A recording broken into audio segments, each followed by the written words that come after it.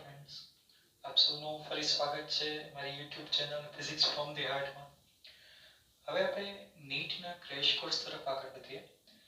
આજે આપણે NEET crash કોર્સનો 7મો ભાગ જોવાનો છે, જેની અંદર આજનો આપણો ટોપિક રહેશે કાર્નોટ એન્જિન અને ઉષ્મા એન્જિન.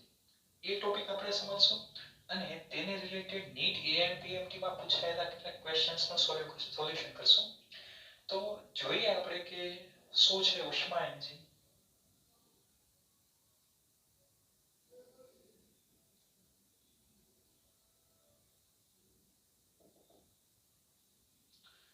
હવે જનરલ વસ્તુ વિચારો કે આપણને જનરલ કોન્સેપ્ટ એન્જિનનો ખબર જ છે. હવે શું છે ઉષ્મા એન્જિન? ઉષ્મા એન્જિન ઉપરથી આપણે કાર્નોટ એન્જિનનો કોન્સેપ્ટ સમજવાનો છે. તો એક સરળ વસ્તુ તમે સમજો કે ધારો કે તમારી પાસે કોઈ એન્જિન છે. હવે એ કયા સિદ્ધાંત ઉપર કામ કરે? આ એન્જિન છે. હવે શું કરશે આખી વસ્તુ સમજો કે આસપાસનું જે પરિસર છે, આની આસપાસ આપણે બે પરિસર ધારશું. એક આવશે ગરમ પરિસર, બીજું આવશે ઠંડુ પરિસર.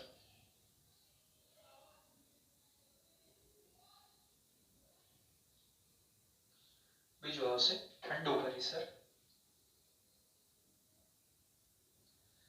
ગરમ પરિસર જે છે તેનું તાપમાન T1, ઠંડા પરિસરનું તાપમાન T2. હવે એન્જિન શું કરે છે ધ્યાન દેજો મિત્રો. તો એન્જિન જે છે એ ગરમ પરિસર એમાંથી ઉષ્મા મેળવે છે. ધારો કે Q1 જેટલી ઉષ્મા મેળવે છે. પછી શું કરે છે? તો એન્જિન દ્વારા કાર્ય થાય છે. એટલે એન્જિન પોતે કાર્ય કરે છે W. હવે શું થાય કે આપણને ખબર જ છે કે થર્મોડાયનેમિક્સ ની અંદર, ઇવન ફિઝિક્સ ની અંદર કોઈ પણ જગ્યાએ તમે જુઓ તો પૂરેપૂરી ઉર્જાનું ક્યારેય કાર્યમાં રૂપાંતર ન થાય. તો હવે કેવું થશે કે ઉષ્માનો કેટલો ભાગ કાર્યમાં વપરાઈ જાય છે, તો બાકીનો ભાગ ક્યાં જાય છે? તો બાકીની ઉષ્માનું ઠંડા પરિસરમાં વ્યય થાય છે. તો આખી વસ્તુ તમને સમજાણી હશે મિત્રો. ગરમ પરિસરમાંથી ઉષ્મા મેળવે છે એન્જિન, એટલે તમે એમ લખી શકો કે આ જે છે એ ઉષ્મા પ્રાપ્તિ સ્થાન. તો યાદ રાખજો કે જ્યારે ઉષ્મા પ્રાપ્તિ સ્થાનનું તાપમાન કે તો હંમેશા એન્જિન વખતે તમારે T1 લેવાનું છે. અને તમને એમ કે ઠંડા પરિસર, ઠંડુ પરિસર એટલે એને ઠારણ વ્યવસ્થા તમે કહી શકો. તે થશે ઠારણ વ્યવસ્થા. તેનું તાપમાન જે છે યાદ રાખવાનું તમારે, તે થશે T2. હવે ધ્યાન દેજો મિત્રો કે આપણને કશું સમજાય ગયું કે એન્જિન જે છે ગરમ પરિસરમાંથી ઉષ્મા મેળવે, થોડું ઘણું કાર્ય કરશે, થોડીક ઉષ્મા જે છે ઠારણ વ્યવસ્થામાં ગુમાવશે. હવે કોઈ પણ એન્જિન હોય તો તમે એની ગુણવત્તા કઈ રીતે નક્કી કરો? તો તે ગુણવત્તા નક્કી થાય તેની કાર્યક્ષમતા પરથી. તો જ્યારે તમે એન્જિનની કાર્યક્ષમતા લેશો તો યાદ રાખો, કોઈ પણ વસ્તુની કાર્યક્ષમતા તમારે જોતી હોય તો તમારે યાદ રાખવાનું છે, તેને તમે એમ લખી શકો આઉટપુટના છેદમાં ઇનપુટ.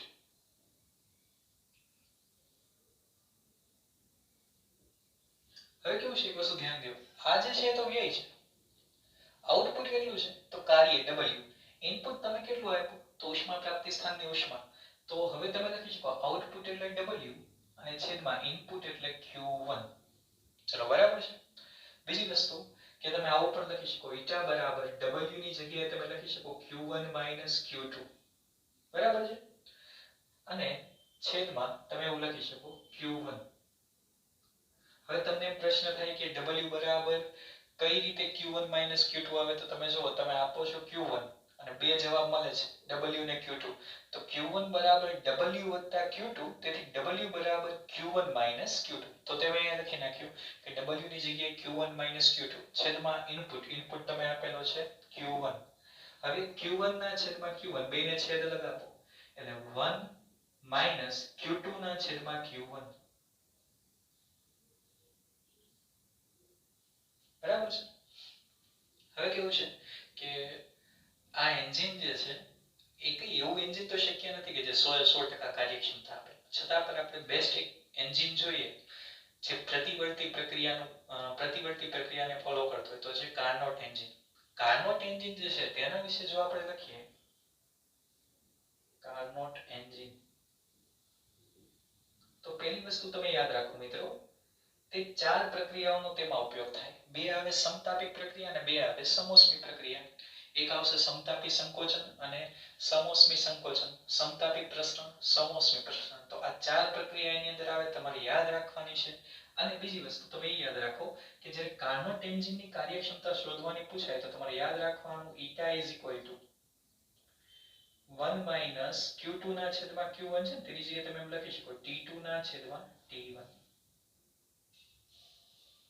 આ કાર્નોટ એન્જિનની કાર્યક્ષમતાનું સૂત્ર. તો આશા રાખું મિત્રો કે તમને આખો કોન્સેપ્ટ સમજાણો હશે ઉષ્મા એન્જિનનો. તેના પરથી કાર્નોટ એન્જિન જે છે ચક્રીય પ્રક્રિયાઓનું બનેલું છે. ચક્રીય પ્રક્રિયા આખી હોય છે એની અંદર. તેની અંદર 4 તબક્કા હોય છે, 2 આવે છે સમોષ્મી અને 2 આવે છે સમતાપી. હવે આપણે જે આપણા પ્રશ્નો જે છે તેના તરફ જઈએ. આજે કાર્નોટ એન્જિનના અને ઉષ્મા એન્જિનના પ્રશ્નોની ચર્ચા કરીએ. ચલો, પહેલો પ્રશ્ન આપણો એવો છે કે એક ઉષ્મા એન્જિનમાં ઉષ્મા પ્રાપ્તિ સ્થાનમાંથી અને ઉષ્મા પ્રાપ્તિ સ્થાનની ઠારણ વ્યવસ્થાના તાપમાન જે છે અનુક્રમે 127 ડિગ્રી સેલ્સિયસ અને 27 ડિગ્રી સેલ્સિયસ છે. સંશોધક તેની કાર્યક્ષમતા 26% હોવાનો દાવો કરે છે.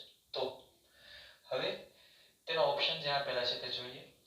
શક્ય નથી, બરાબર, અથવા તો ઊંચી સંભાવના સાથે શક્ય છે, ખૂબ ઓછી સંભાવના, અથવા તો માહિતી અપૂરતી. હવે તમને એક વસ્તુ સમજો કે તમને બે તાપમાન આપી દીધા, ઉષ્મા પ્રાપ્તિ સ્થાનનું 127 અને બીજું છે 27 ઠારણ વ્યવસ્થાનું. તો હવે કાર્યક્ષમતા આપણે શોધી નાખી. આપણને કાર્યક્ષમતા જે મળે તે ચેક કરવાની કે તે 26% થી વધુ મળે છે તો શક્ય છે, 26% થી ઓછું મળે છે તો શક્ય નથી. ચલો, તો આપણે આજનો પહેલો જે આપણો ક્વેશ્ચન જે છે તે સોલ્વ કરીએ. ચલો, આજનો પહેલો પ્રશ્ન આન્સર 1. જો તો શું કીધું છે આપણે પ્રશ્નમાં કે ઉષ્મા પ્રાપ્તિ સ્થાનનું તાપમાન. ચલો, હવે તમને ખબર હોય છે ઉષ્મા પ્રાપ્તિ સ્થાન એટલે T1 કહેવાય. તો T1 બરાબર 127 ડિગ્રી સેલ્સિયસ. 127 ડિગ્રી સેલ્સિયસ કેલ્વિનમાં કન્વર્ટ કરો, 273 ઉમેરો એટલે થશે 400 કેલ્વિન. અને T2 તમને આપેલા છે 27 ડિગ્રી સેલ્સિયસ. 27 ડિગ્રી સેલ્સિયસ એટલે 300 કેલ્વિન, બરાબર છે. તો કાર્યક્ષમતા કેટલી થશે? તો કાર્યક્ષમતા eta બરાબર 1 minus T2/T1. આપણી પાસે સૂત્ર છે. તો 1 minus T2 છે 300 divided by 400. તમે જો તો બે 0 કેન્સલ, 3 ના છેદમાં 4 એટલે 1 minus 0.75. so eta is equal to 1 minus 0.75 એટલે 0.25 percentage માં કન્વર્ટ કરશો આને એટલે તમે એવું લખી શકો 25%. તો તમે જો કે જ્યારે તમે રકમમાં આપેલા ડેટાનો ઉપયોગ કરશો તો તમને કાર્યક્ષમતા 25% મળે છે. એનો મતલબ કે આ મહત્તમ 25% મળી ગયા, આનાથી વધુ કાર્યક્ષમતા નહીં મળે. જ્યારે સંશોધકો એવો દાવો કર્યો કે 26% મળે છે તો એ વસ્તુ શક્ય જ નથી, કારણ કે તેની કાર્યક્ષમતા તો 25% જ છે. એટલે તમે કહી શકો કે એ વસ્તુ શક્ય નથી. આ આપણા પહેલા પ્રશ્નનો સોલ્યુશન. ઓકે, હવે જોઈએ આપણો બીજો પ્રશ્ન.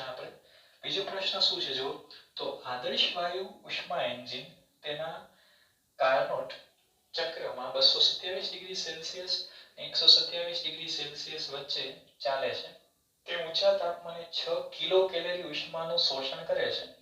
તેથી ખાલી જગ્યા ઉષ્માનું કાર્યમાં રૂપાંતર થતું હશે. હવે સૌ પહેલી વસ્તુ કે વસ્તુ સમજો, કાર્ય તમને શોધવાનું કીધું છે.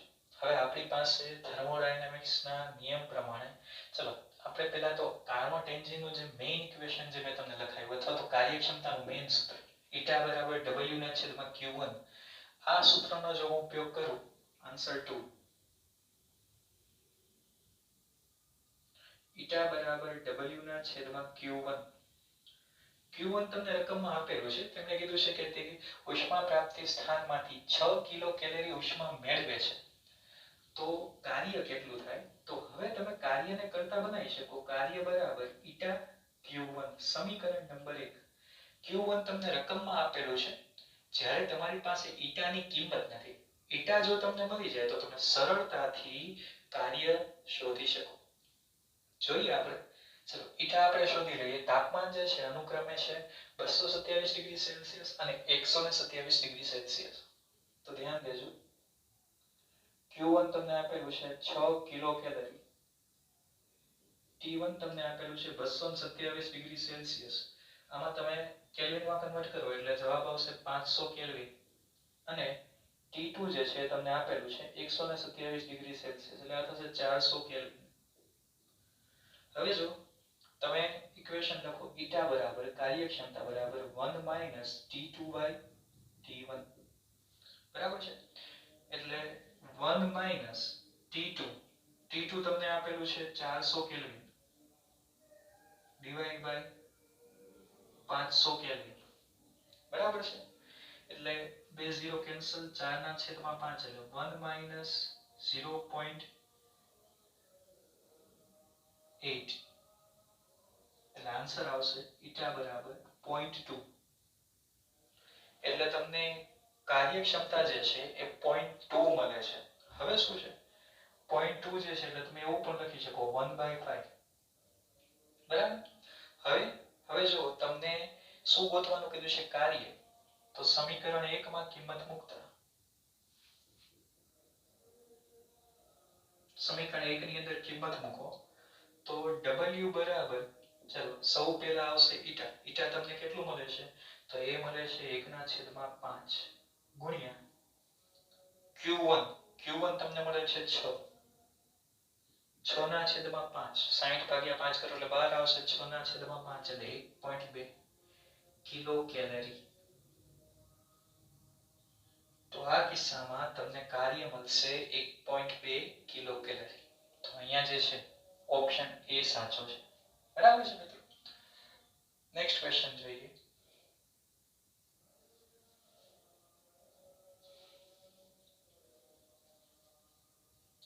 ચલો આપણે આપણા નેક્સ્ટ ક્વેશ્ચન તરફ જઈએ.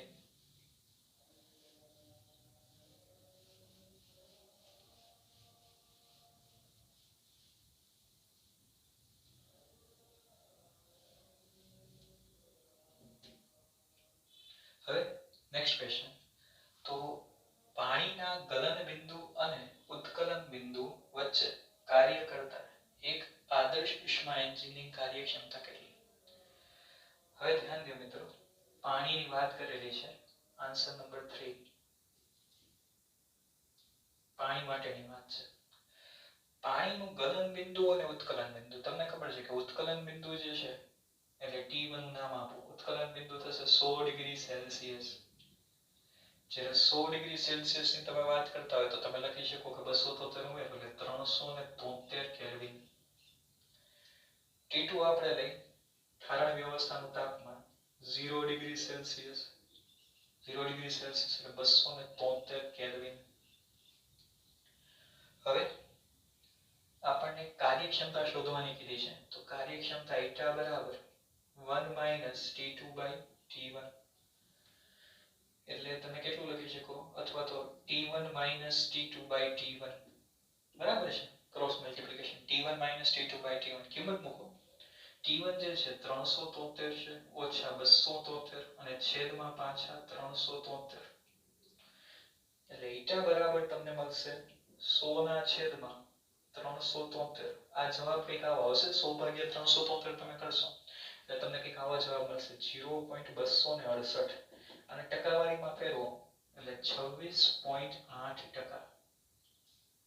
તો સાવ સરળ હતું મિત્રો. ફક્ત તમને પાણીના ગલન બિંદુ અને ઉત્કલન બિંદુ વચ્ચેનું પૂછે છે તો તમને ખબર હોવી જોઈએ કે ઉત્કલન બિંદુ 100 ડિગ્રી સેલ્સિયસ, ગલન બિંદુ 0. તો એમાં જે બંનેમાંથી વધારે તાપમાન જે હોય ઉષ્મા પ્રાપ્તિ સ્થાનનું હોય એટલે મેં T1 જે છે 100 ડિગ્રી સેલ્સિયસ લીધું છે. T2 જે છે ઠારણ વ્યવસ્થા એમાં ગલન બિંદુ લીધું છે. તો ફક્ત તમને આટલી ખબર હોવી જોઈએ. ઉષ્મા એન્જિનના સૂત્રો તમને ખબર હોવી જોઈએ અને સાથે સાથે તમને ગલન બિંદુ અને ઉત્કલન બિંદુ ખબર હોવી જોઈએ તો તમે આ પ્રશ્નનું સરળતાથી સોલ્યુશન કરી શકો. નેક્સ્ટ ક્વેશ્ચન જોઈએ આપણે. તો નેક્સ્ટ ક્વેશ્ચન છે ચક્રીય પ્રક્રિયા, પ્રતિવર્તી પ્રક્રિયા છે. કાર્નોટ એન્જિનનો કોન્સેપ્ટ તમે લઈ શકો. હવે એમાં શું કીધું છે કે ચક્રીય પ્રક્રિયા આધારિત એન્જિન તેના ઇનપુટની 1/6 ભાગની ઉષ્માનું કાર્યમાં રૂપાંતર કરે છે. હવે આ વાક્ય શું કહેવા માંગે આપણને કે કોઈ એન્જિન હોય એ પોતાની 1/6 ભાગની ઉષ્મા કાર્યમાં ફેરવે છે, એનો મતલબ કે તે જ તેની કાર્યક્ષમતા. તો આન્સર નંબર 4 ની અંદર યાદ રાખો કે ઈટા બરાબર 1/6. હવે શું છે કે ભાઈ ઠારણ વ્યવસ્થાનું તાપમાન 62 ડિગ્રી સેલ્સિયસ જેટલું ઘટાડવામાં આવે તો કાર્યક્ષમતા 2 ગણી થાય. તો ઉષ્મા પ્રાપ્તિ સ્થાન અને ઠારણ વ્યવસ્થાના પ્રારંભિક તાપમાન કેટલા? ઓકે, હવે થોડો વિચારવા જેવો પ્રશ્ન, નીટમાં પૂછાઈ ગયેલો પ્રશ્ન છે. ધ્યાન દેજો શું કરવાનું છે આપણે. ચલો, સૌપ્રથમ ઈટા બરાબર 1 ષષ્ઠમાંશ. તો તમે ઈટાનું સૂત્ર વાપરો. ઈટાનું સૂત્ર શું છે આપણી પાસે? તો 1 - T2/T1. આ પ્રારંભિક પરિસ્થિતિ. હવે શું કરવાનું છે? ઠારણ વ્યવસ્થાનું તાપમાન તમે 62 ડિગ્રી સેલ્સિયસ જેટલું ઘટાડો તો કાર્યક્ષમતા બમણી થાય. આ જે હતી કન્ડિશન 1 હતી. હવે છે ને કન્ડિશન 2.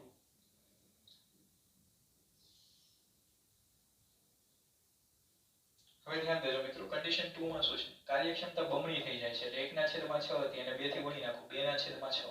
એટલે 1/3 બરાબર 1 - ઠારણ વ્યવસ્થાનું તાપમાન તમે 62 ડિગ્રી સેલ્સિયસ ઘટાડો. ઠારણ વ્યવસ્થાનું તાપમાન એટલે કે T2 તાપમાન, બરાબર છે? જો અહીંયા તો T2 માં તમે 62 જેટલો ઘટાડો કરો છેદમાં T1. તમને પ્રશ્ન ન થવો જોઈએ કે સેલ્સિયસ છે મેં કેલ્વિન કેમ નથી કન્વર્ટ કર્યું, કારણ કે તમે ફેરફાર કરો એ સેલ્સિયસ ને કેલ્વિન બંનેમાં સરખો જોઈએ. એટલે T2 - 62. હવે થોડું સિમ્પ્લિફાઈ કરી તો 1/3 = 1 - T2. ચલો, માઈનસ માઈનસ થશે +62. 2/T1 અલગથી આપી દો, છેદ અલગ આપી દો. હવે તમે જુઓ તો આટલો જે ભાગ રહ્યો ને એ તો તમારું સમીકરણ એક છે 1 - T2/T1. તેની જગ્યાએ તમે લખી શકો 1/6. તો હવે શું થશે? તમે એવું લખી શકો કે 1/3 બરાબર 1/6 વત્તા 62/T1. તેથી 62/T1 બરાબર 1/3 માઈનસ 1/6. 1/3 માંથી 1/6 કટ કરો એટલે આન્સર આવશે 1/6. ક્લિયર? T1 ને કરતા બનાવો તો T1 બરાબર 62 * 6 અને 62 * 6 કરશો એટલે જવાબ આવશે 372 કેલ્વિન. ઓપ્શનમાં તમને સેલ્સિયસ કીધું છે તો આમાંથી 273 બાદ કરો તો T1 બરાબર 99 ડિગ્રી સેલ્સિયસ. ચલો, સાવ સરળ છે મિત્રો આપણી માટે. એક તો કેલ્વિનમાં જો પૂછેલું હોય તો તમે લખી શકો 372 કેલ્વિન. સેલ્સિયસમાં પૂછેલું હોય તો યાદ રાખો કે તે થશે 99 ડિગ્રી સેલ્સિયસ. હવે T2 ની કિંમત તમારે જોઈ છે તો T2 ની કિંમત જોતી હોય તો સમીકરણ 1 માં કિંમત મૂકો. સમીકરણ 1 પરથી ઈટા 1/6 બરાબર 1 - T2/T1. T1 તમારી પાસે છે, કેટલા છે? તો T1 તમારી પાસે છે 372. બરાબર છે? હવે સાદુરૂપ આપો તો T2 ના છેદમાં 372 બરાબર 1 - 1/6. તો તે થશે 5/6.